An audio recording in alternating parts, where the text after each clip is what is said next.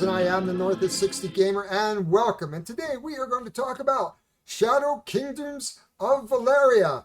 In fact, we're going to show you the game itself. We're going to open the box, we're going to see the components, we're going to go through a setup, we're going to go a little bit of play, and then some final thoughts. All in about hopefully less than an hour. God, I hope so. You should hope so too. Anyway, it's for 1 to 5 players. It plays in about 30 to 75 minutes. The age is 14 plus, though I think it can be played probably by 12 plus. And the weight is pretty mild at 2.52 out of 10, according to Board Game Geek. The designer is Stan Kordonski, and it's published by Daily Magic Games.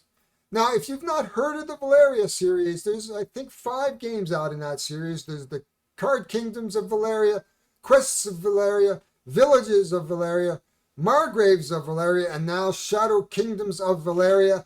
And I think I just backed another expansion for Card Kingdoms of Valeria.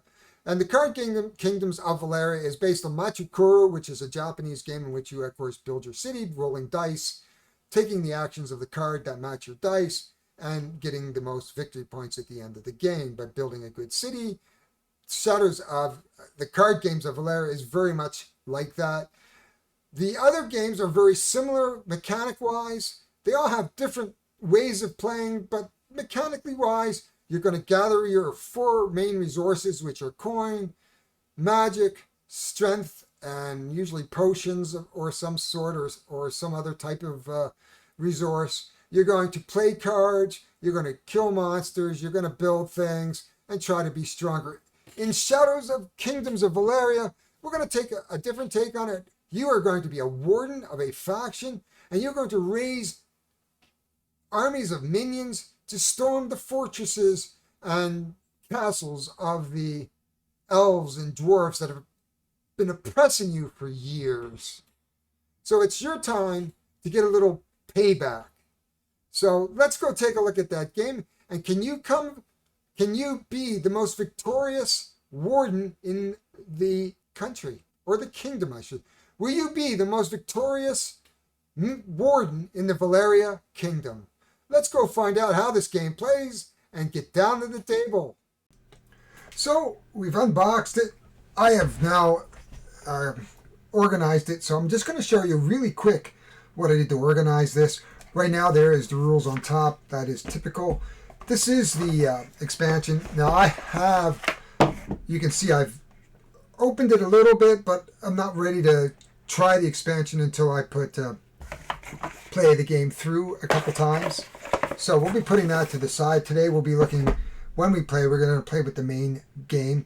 You can see the cards are separated by the types of cards, and they have been sleeved.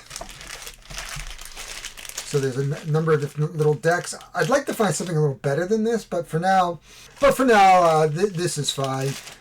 I don't mind cards being organized. You can see each of the color factions are put in these portion cups, and I've talked about these portion cups before. That these are the gems in the first player marker. You can see that right there. And then the faction colors. There are the different dice. Now, the reason why the dice are separated out from the nice little dice bag is because depending on the player count, you're going to have a certain amount of dice in the bag. Here are the these are the battle boards. So as you take war plans, you'll be able to add tokens to the battle board here in order to get the bonuses here. Like, you know, if you had a battle, I said, you'd get 2 points, right? And then you would cover them up and we'll show how this all works, because there will be discs on here to cover up spots so that you have to, as you win your battles, you can remove them and get more powerful moves here. So there's some, but for the most part, the monsters are the same. There's no real asymmetrical factions other than those battle boards that I showed you. So regardless of whether you're playing the werewolves or dragons or whatever faction you're playing, that is the faction. Now, that is how I stored it. And you can see it goes back in the box fairly quickly. I put this box here just because it takes up some room. And it probably it'll lay flat once I separate out those. But that's pretty much how it goes. And then now we're going to do a setup on it. And we'll show you what that setup is in a moment. And we'll go from there. There we go. We'll just do that.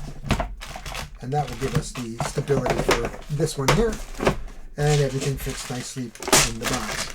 In the box. Anyway, that's it. That's how I stored it. You can store it any way you want. You can use geek boxes. I don't think there's a storage solution out there like folded space or broken token, because quite frankly, I think for a 40 or 50 buck game, you're not going to spend $120 to try to organize it when you can do this for 20 cents. And that literally for free. So that's it for this, and we're going to set this game up and get ready to play. We're probably going to simulate a 3-player game. Possibly 2, depends on how much space I have on my table. So just to show you the board, this is the board that we'll be playing with. These are the war plans, and each one of these war plans will go on these spaces here, and they will range from 1 to 5 gold, depending on where you pick this up. This is the space that corresponds. That means you can play gold to get a war plan, but the dice here have discounts, so depending on the value of the dice, which I'll show you later, you can get a discount. So they may be even free. Up here you have the gems. So we're going to be moving our warden from place to place, collecting gems, magic, helper cards or minions, and then being able to just change a dice roll into gold. So, if we want a 3, we'll pick a 3 and get 3 gold. And we'll show you that again. So the idea of the game is we're going to be moving our warning from spot to spot through the game and taking the action. Much like the Valeria games, we're going to build our influence, we're going to build our magic, our coin, our strength, and then we're going to take these war plans that are going to go here. Here we have the instant minions, I should say. You can see that is represented by a lightning bolt. And on this one would say, if I bought this for 1 gold, I would get 4 magic. Now, magic allows you to manipulate the dice in a way that says I can take the pips up or down 1 per magic. So the more magic I have, the more I can adjust the dice. Now, a gem allows you to use it as a wild card or turn the dice to a different face. So if you know dice add up to 7. So if you have a 1 and you have a gem, you can turn it to a 6, which gives you more power. Again, more power equals more victory points. However, you can never have more power than your influence, which is the green right here on our board. So you're going to want to increase your influence. You're going to eventually want to take that away so that you can go all the way up to 20. Anytime you go past 20, of course, you get +2. So there you go. That is the basis of this game. We're going to start by putting... I don't want to spill it. 6 dice in our bag. 6 dice of each color in our bag. Then we're going to draw 4 dice on each of these spots, and that is the starting. Once we're down to 2 dice after we draft dice, because this is a dice drafting game, basically, we're going to then take all the dice back and put 2 more on each, and we reduce the number of dice down. But we only start with 4 on each spot at the beginning. After that, it's 2. And that is pretty much the rundown of the game. So we're going to finish setting up this board. We're going to pull the dice and set it up, and we're going to get started. So we are now ready to play through. Our orc is going to go first, followed by our skeleton leader. I like to call him the skeleton lord. And the first thing we have to do is kind of flesh out what war plan we're going to look at. There's some simple war plans here, and for 1 gold, that's not too bad. He could pick that up for free, depending on what he wants to get here. There's a couple symbols here you can go after, even up here. So I think he's really interested in the 5 symbol here. Now the 5 symbol, as you can see, only gives him a 1 discount, but because that's a 1, that's okay. So he's going to put that into his reserve pile, just like that. We are going to move down all the different war plans and then pull our next war plan, which is a siege with 3 wings. Now, those are bats, really. So you're going to need 3 bat units, which, of course, are dice. There are 3 bat units here, but, of course, it's a $5, a 5 gold card. So very, very expensive. Now, because he reserved it, he can spend the gold to put up his influence, and that is the end of his turn. You can see how quick and simple these turns can be. Oop, we'll turn around the cart. So we're going to come over here. Again, there's a couple of green cards he's interested in. Now, up here, one of the cards is a siege. So that is a gold card, and you can get points for being the first one to achieve that, or the second one to achieve that. The third space is really for the 5th and 6th player. There's for melee. And this particular one, you have to get an L shape on the board. And that is the combat board that we're talking about. So we're looking at the siege power. There's a siege power right here for red. And he kind of likes that one. He's thinking that he might reserve it. He can also do that one for 3. So what he says is, I kind of like the idea of a siege. There's a couple sieges on here. So he's going to go after the siege. He's going to take a red. He's going to come over here, take the red 4. And of course, the magic formula is 4 plus 6 minus 6 is 2. So he's going to get a 2 discount for a 1 card, for a 1 gold card. He will place that in his reserve, doing basically the same thing, and ups his influence. And everything else moves down. Now, you can always fight something else as well. So these come in 3 or 4 or even 5 dice. So we're going to have to open up a dice fairly soon if we want something bigger. And we are both here, actually. I never did move my my orc leader. So my orc leader is here because he took that reserve card. The reserve card is a knoll, which is a brown dice. He's really looking, if he could get 11, so if he could find a 6 in a knoll, which he's not going to get. So he's going to look for something a little bit different. Because he has 3 dice, he's going to look a little bit ahead, and there's some 3 wings. So he says, you know, I don't mind getting another wing up here. I'm going to go up here and grab a gem. Now, the gem is going to allow him to turn this card over to a 5 if he can get a 6 in a red, which is sitting right over here. Or sorry, 6 is in the knoll. Or he can turn this one over, sorry, when he comes back again. Oh my gosh, so many decisions to make. But anyway, that's what he's going to do. That was his turn. He gets to pick up a gem. He could go to 6. It depends on really. So he is going to pick up the red here. He's going to go up here, grab 2 magic really quick. Grab the 6. And he is now good to go. And then we're going to come over here, and he needs a brown dice. So he's going to come down here to get a knoll, which is the brown dice, of course. And because this is 1 minus 5, he's going to pick up 5 gold. Remember the rule of 6. So he's going to pick up 5 gold. 1, 2, 3, 4, 5. And that is it for his turn. He needs a wing. So he's basically going to do the same thing. So where is he? Should be right there. So he's going to look for a 5. Does he have a red wing 5? He does not have a red 5 wing. He can also fight something else as 2 if he likes. But I think he's going to stick to his plan. So I think he's going to come over here perhaps. Now, he likes the idea of gold as well. He's going to pick this 4. Now, it's only 2 gold, but that's okay. If you run out of gold, you can get screwed pretty quickly. I did some practice games. You get screwed really, really quickly if you run out of resources.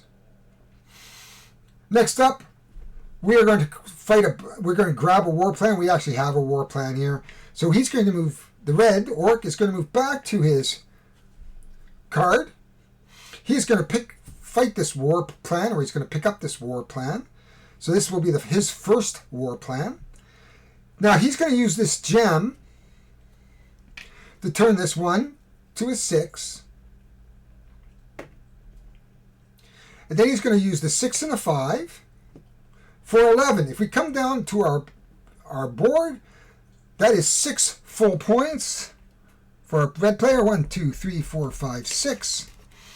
Now he can take a token and put that on his battle board. Now he had a melee. He could get 2 extra points for melee. So I think that's a pretty safe bet. He figures that he might want to grab a extra 2 points right there. 1, 2, and that is his turn.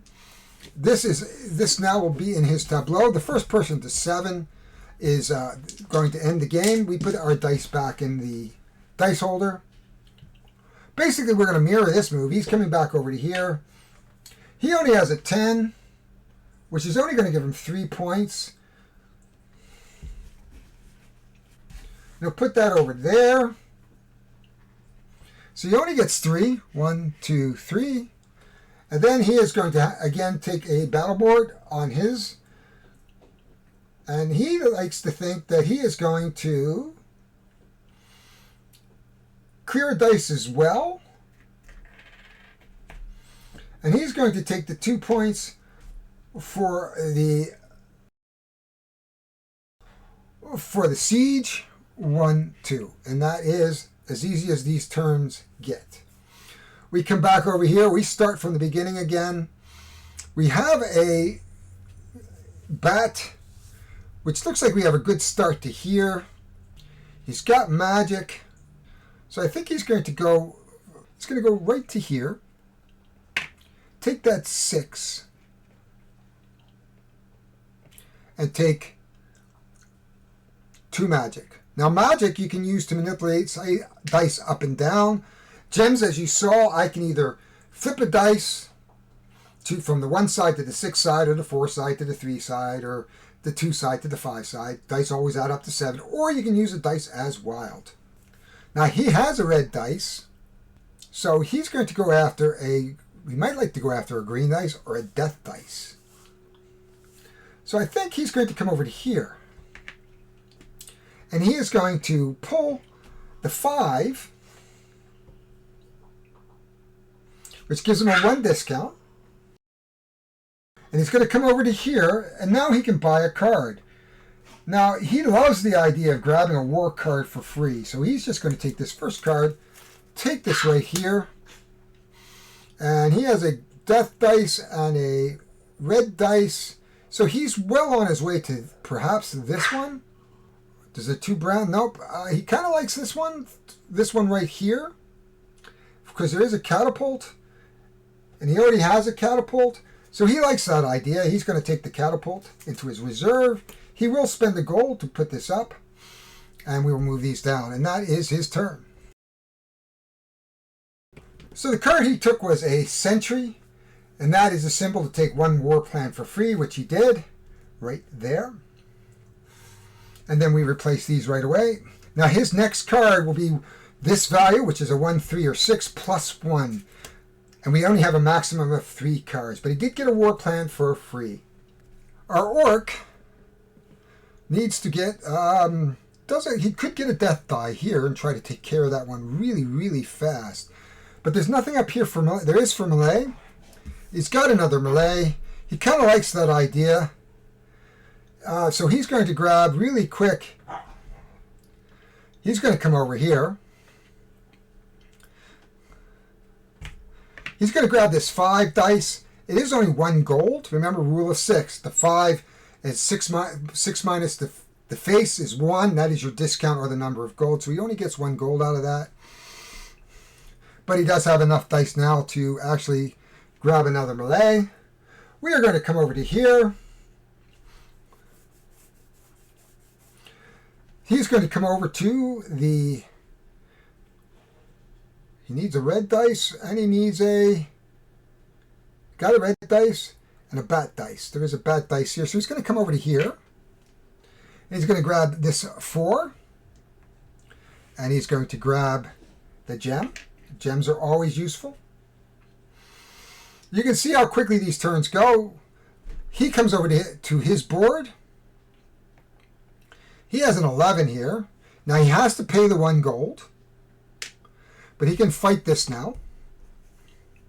So this is a melee action using a skeleton and a goblin. There it is. Skeleton, goblins, and it's a melee. He has 11, which is the farthest he can go actually at this point, which gives him another full 6 points. 1, 2, 3, 4, 5, 6, which allows him to upgrade his board once again. And I think this time he is going to, remove the limit. Now it's a pity he used the melee here for the extra. But he could come, no, 1 for skull. Okay, so he's going to come up here. He's going to get 1 extra point for using the skull. And that is the end of his turn. These dice go back into the deck. Our buddy here needs a blue to trigger this. He says it's over here. He comes over to here. He is going to recruit 3, which is fine. Now he has a 3, but he can come along here and say, I get a -2 on war bands. Or every time he buys one of these cards, it's -2. I think he likes the idea of war bands. So this is his second card in the tableau. That's 3 plus 1 gold, with 4 minus the discount of 3. So that really leaves him just 1. And that is the end of his turn. We are back over to our orc. And we're just going to move these down.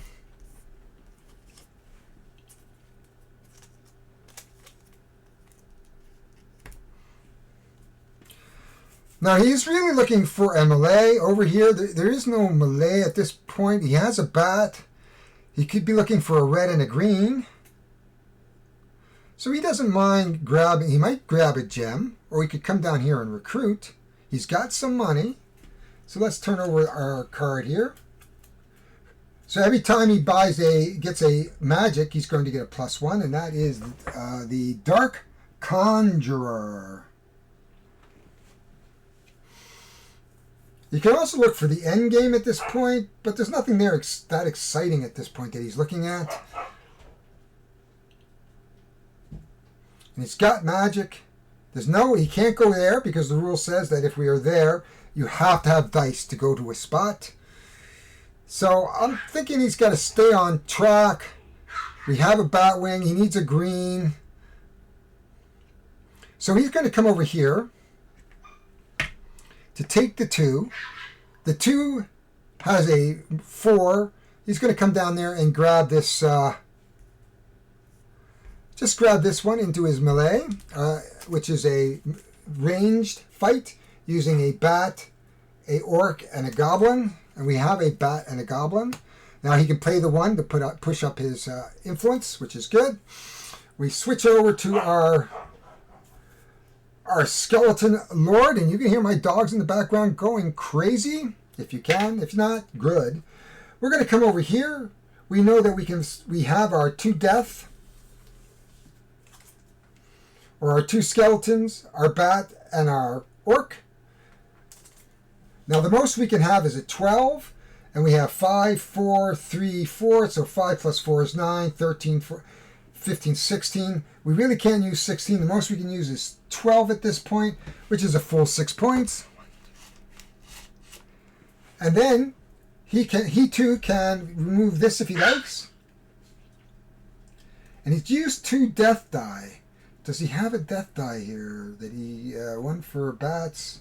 No, there it is. 1 for every death die. So he can pick up 2 more points. And all these dice go into the bag. I can hear my dogs growling in the background. They are playing in the living room. Now the rule is with influence, your power, your magic, and your gold can never go above the influence. So that's just to let you know how that works. Our red player is going to come up here. He is going to recruit the 2, take a gem for this turn, because he's looking at finishing this card. He's going to come off. That is our Skeleton Lord. And what is he looking at? There's no Batwings. There's some Wyverns. And we've got a bunch of stuff happening. You could take a green and look for that, because we're going to be putting out dice fairly soon. You can always pay a gold to rid the top one of the cards and move the cards down, but I don't think he's unhappy with what is there at the moment. So he's going to come along, and there's a couple of Batwings, and there's a Batwing nowhere. We've got a green and a couple of Batwings, and Batwings. Lots and lots of Batwings. But I think he likes the idea of death right now. He's going to take this 6, place it on his board, and take 2 magic. Okay, we're coming down. We actually want to solve this, which is a bat, an orc, and a goblin. We have a bat, an orc, and a goblin. We are going to use our gem to turn over one of those cards to a 5. And these gives him a 9, which is 3. 1, 2, 3, he catches up. This is his 3rd card. So we're going to put these dice down here just before we get rid of them. He is going to take another dice off here. This is a red. This allows him to take a red dice as a wild. And remember, we're looking for an L shape too as well. So let's just see what we got. We don't have that. We have 1 red. So we're going to do this, actually. This makes sense. If he puts this here, he gets 1 point for each barbarian dice. And then he gets 3 gold as a bonus for the link. 1, 2, 3. And 2 influence for the link, which is right here. Excellent, he says. Our Lord here is going to come and drop up over here. He's going to take this 1.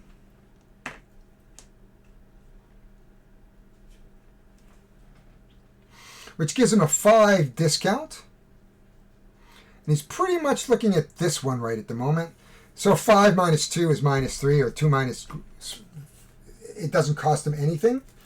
He can pay a gold, knock his influence up, and then we drop our cards down, because you can always reserve up to 3 cards if we uncover that. And another siege card comes up, and he is looking for sieges.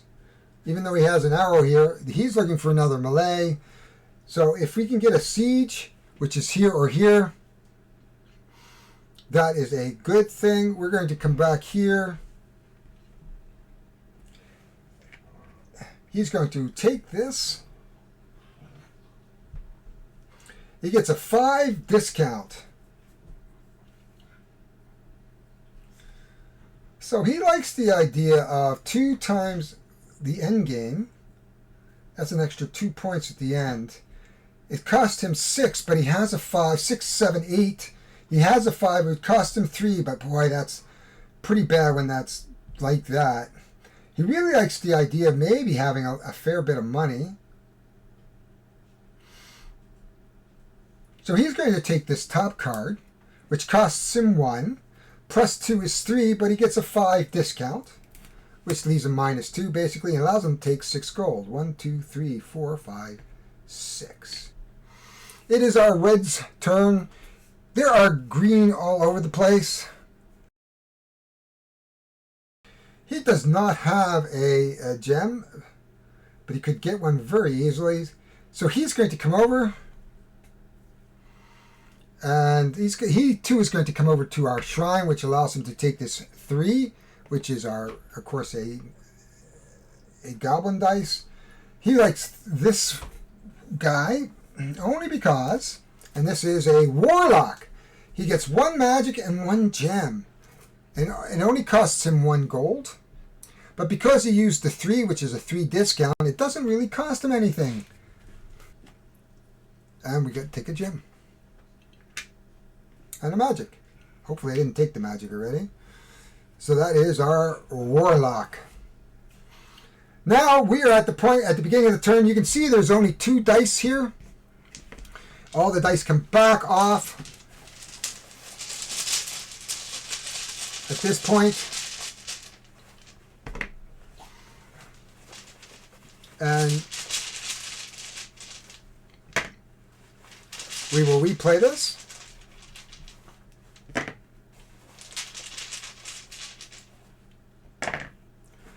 So we have a little less choices. So our red, he needs a gray dice. There's only 1 gray dice. So he's going to pop up over here. He can't really use the gem, because he can't store another gem.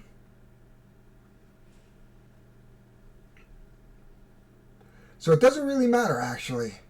He's got a gem, so he can go and take any dice, actually. And it's our gray guy's turn anyway.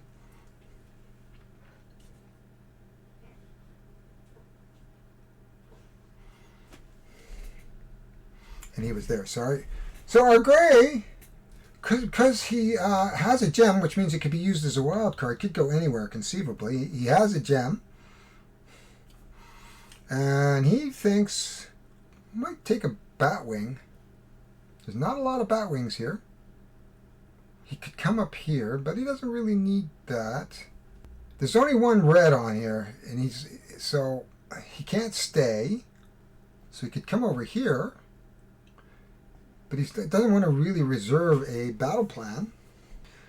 But that's okay. I think he's going to come. He can use his magic. He's going to come up here. He is going to grab a 3. And he will grab 2 magic. 1, 2. We're going to come over to here. We have green and 2 Batwings. It looks like he might come over here. So he's going to come. Our orc is coming over to here. He is going to grab a 2. And 2 has a 4 discount. So 2 plus is 4. Basically, he gets that for free. It's another melee. If I could get it up. And he's going to reserve it. He's going to pay a coin to bump his influence up to 15 now. So that he can do a really good bang-up job of trying to get this done. We come back to our Skeleton Lord. Skeleton Lord is going to come back to his board. He is going to use this green the gem to make one of these gnolls a skeleton. So he has now fulfilled his 2 gnolls, 2 skeleton. And he has 6, 7, 8 is 11. 11 gives us 6 points. 1, 2, 3, 4, 5, 6.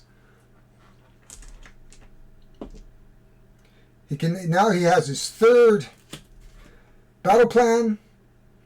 And now he can remove. He's collecting cards, so I think he's going to move that. And he's going to go here for 2 more points. And if you look here in the link, it is a black with a cube on it. That means I can take any 1 dice from anywhere.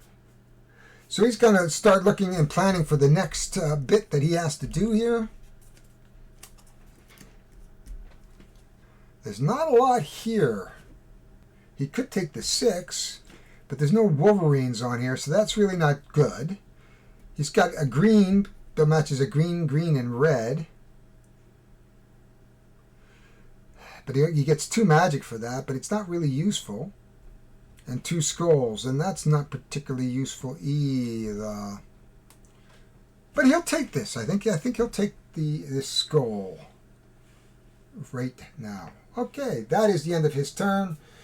He is going to come up over here. It is our orc leader. Our orc leader is looking for another red. Now, he could have screwed everybody up in taking another red, but pretty slim pickings. He comes over to here, takes the red. He does get a 5 discount if he wants to buy a card, which of course is always a smart move. And he likes and he's got 6, so it's going to cost him 7 to go here. With a 5, it's 2 gold. He's going to take an end-game card. His minion is a Skull Basher. He's going to have to play the 2 gold. But that is the end of his turn, and he's in a good position now to use this card because he has a gem. You always can look to get 1 more dice to get a better value dice. And this is what our skeleton is going to do. He's going to come off here, grab a 1 and a gem. We're back to our orc. He's going to come back to his board, use his gem to manipulate the red to a bat. But that really just gives him 6. 6 is only 1 point, so he doesn't really do well. Which is kind of unfortunate, because he is a little bit behind at the moment. But he does get a melee card, his 3rd melee card. Which is good, which allows him to pick up another card. And where does he want to go? He's got plus 15 strength he doesn't have. He picked up an arrow. He did use a bat wing, so he's going to come over here and take the extra 1. So he's got only 2 points out of this, but he does get to remove something from his board, which he did. Which he did.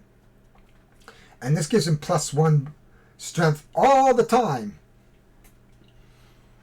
So the only differences between the boards, as you can see, is here, when you're black, you get a black wild card as opposed to a red dice, which would be a wild card, or a black dice. We are back to our favorite orc.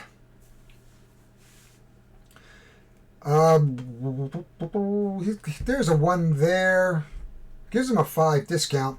So he's going to come over here. He's going to grab this 1. He has a 5 discount here. And he likes the idea of the siege, so he's going to grab this into his reserve pile. He's going to use 1 gold to push up his influence. And we're going to move these down. And then we are back to our friend the orc. There are 2 dice on the board. That means we are going to refill the board again.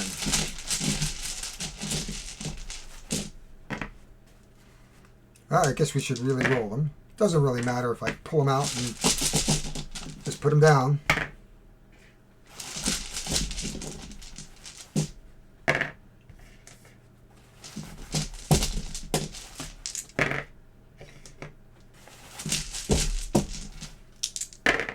There we are.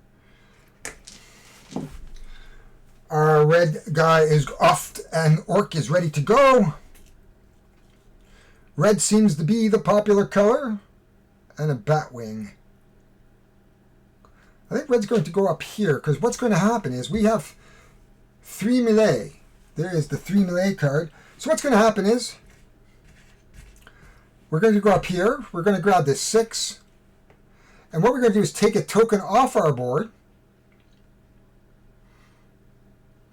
Yeah, let's take it off here. And we're going to put it here. And that is what red is going to do. I just wanted to show you how that works.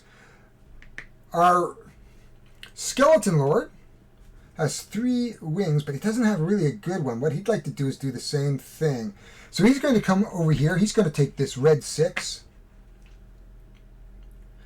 And he is going to do, except he has, oh, he doesn't, he only has 2. Oh, he's got a, oops, no, that's not what he's going to do. Actually, what he's going to do is come back to his board. He is going to manipulate one of these dice to make it a bat wing, which is 5. So it'll be 5, 6, 7. Still just 1 point.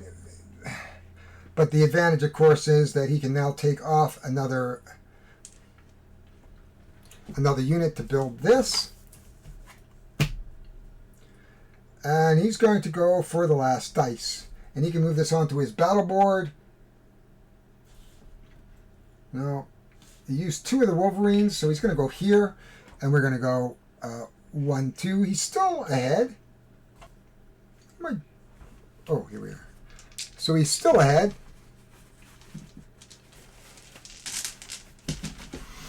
And then we've come back over here. So I have a red. I'm going to grab a Batwing. So he's coming down here to grab this last Batwing, which is 6. He gets no gold for that because there is no discount. It's unfortunate, but that is the way it goes. But he has his plan. At this point in time, our Skeleton Lord comes back over here to grab this 6 in order to put his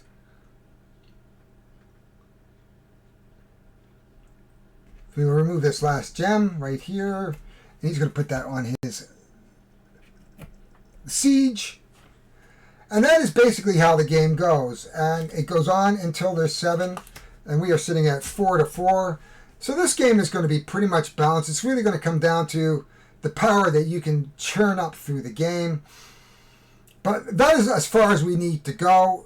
The end game condition is basically you're going to add up your end game cards. So if we looked at this card right now, which is the Skull Basher, he would get 1 point for every green above 10, which he has 1, 2, 3, 4, 5. So we'd add 5. 1, 2, 3, 4, 5. He does not have. Now he should have a.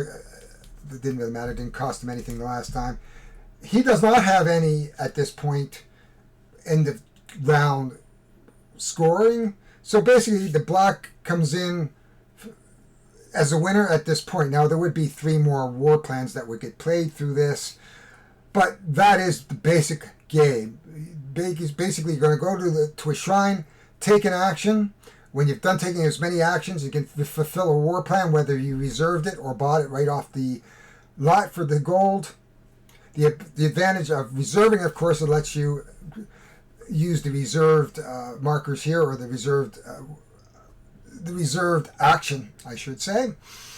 We can recruit more cards, but basically we would fill our battle boards. He's 1 away from that L shape as well.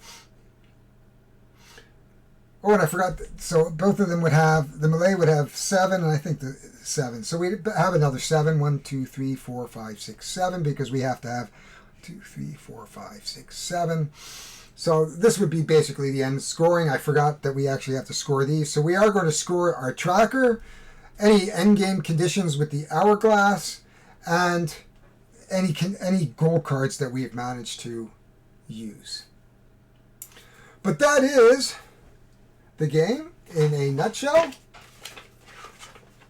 Shadow Kingdoms of Valeria.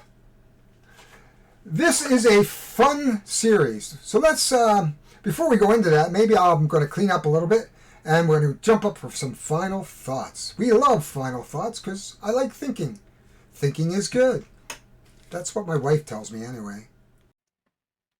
So despite all the mistakes, I managed to get through most of the game unscathed. I don't think the mistakes made a big difference. I mainly I counted scores wrong. I moved the wrong wardens.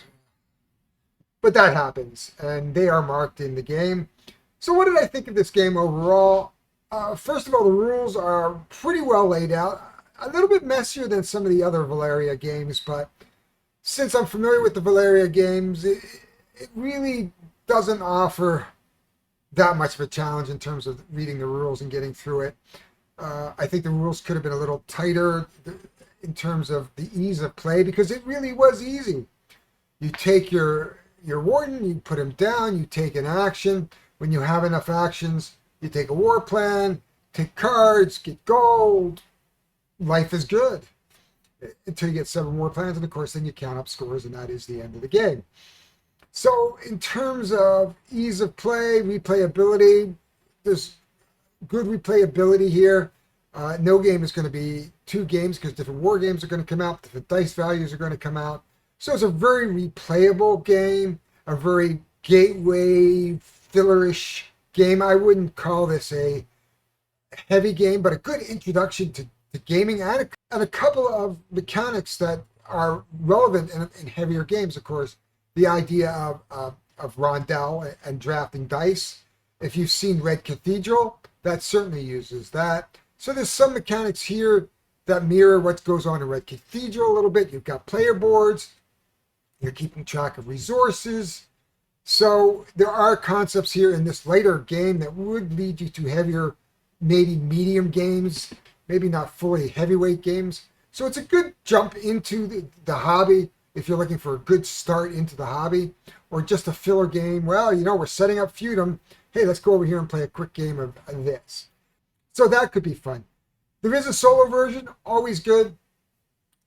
Though it's really just beat your own score. The first player marker just ticks along the rondel until it hits the war plans, takes a war plan. It keeps doing that. And when it gets 7 war plans, or you get 7 war plans, you count up the scores. He has scoring for the war plans. So whoever wins is the winner. I have not tried the solo game. I may try that later. Maybe I will put it under the video. But right now, I believe I have something else that I want to do. So overall, let's talk about the overall value of the game. Everything is good. The quality of everything is good in the box. It wasn't an expensive game, and I think you can pick it up at 401 Games, fairly inexpensive if you're buying games here in Canada. It doesn't disappoint in terms of what it is, and therefore it's a good buy. Value-wise, you might get what you pay for it if you decide to resell it, but I think in terms of me with a lot of friends who are not into board games, this would be a good board game to have, or just a quick game that I can take to the club and say, I can teach you this real quick and play for an hour. But that is all I've got. So I like to say thank you very much for being here today and listening to my ramblings about this game. If you like what you see, please hit the like, subscribe, because I'd love to have you part of the community. Hit the bell for notifications. I am here for you, and hopefully you can be here for me. If you have any comments, put them below. Say hi. Catch me on Everything Board Games, Board Game Revolution, Solo Board Gamers, and say hi. So that's it for now. Thanks, everybody.